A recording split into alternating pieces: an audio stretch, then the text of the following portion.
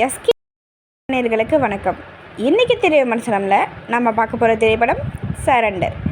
கௌதமன் கணபதி இயக்கத்தில் தர்ஷன், பாடினி குமார்லால், சுஜித் சங்கர், முனிஷ்காந்த் மற்றும் பலர் நடித்து வெளியாகியிருக்கும் படம் சரண்டர். கதை: தேர்தல் நடக்கும் நாட்களுக்குள் வாக்காளர்களுக்கு பணம் பட்டுவாடா செய்யப்பட வேண்டும் என்று ஆளுங்கட்சி மாவட்டம் பல கோடிகளை சுஜித் சங்கரிடம் கொடுக்கிறார். அந்த பணத்தில் 10 கோடி போலீஸ் அதிகாரி ஆட்டையை போட, அதனால் சுஜித் சங்கருக்கு மாவட்டம் பிரஷர் கொடுக்கிறார். இது ஒரு பக்கம்.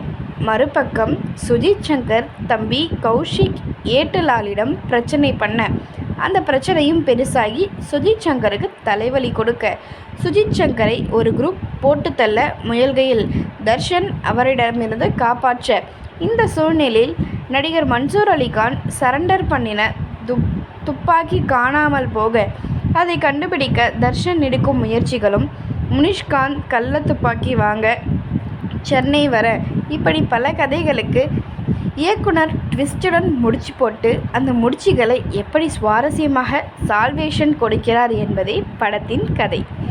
தர்ஷன் ட்ரெயினி ஏட்டுவாக போலீஸ் கதாபாத்திரத்தில் கொடுத்த கேரக்டரை சிறப்பாக செய்துள்ளார். சண்டை காட்சிகளிலும் சிறப்பாக நடித்துள்ளார். ரைட்டராக லால் சிறப்பாக நடித்துள்ளார். சுஜித் சங்கர் வில்லனாக நடிப்பில் மிரட்டியுள்ளார். கௌஷிக் நடிப்பில் புதிய மேனரிசத்தை கட்டி அதை சிறப்பாக செய்துள்ளார். பாடினி குமார் நடிப்பும் அருமை. மற்றும் இதில் நடித்திருக்கும் அனைவரும் அவரவர் கதாபாத்திரம் உணர்ந்து சிறப்பாக நடித்துள்ளனர். மெய்யேந்திரனின் ஒளிப்பதிவு படத்திற்கு பெரிய பலம். விகாஸ் படிஷாவின் இசை ரசிக்க வைக்கிறது.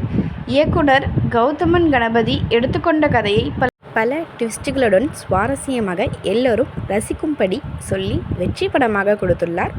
பாராட்டுகள்.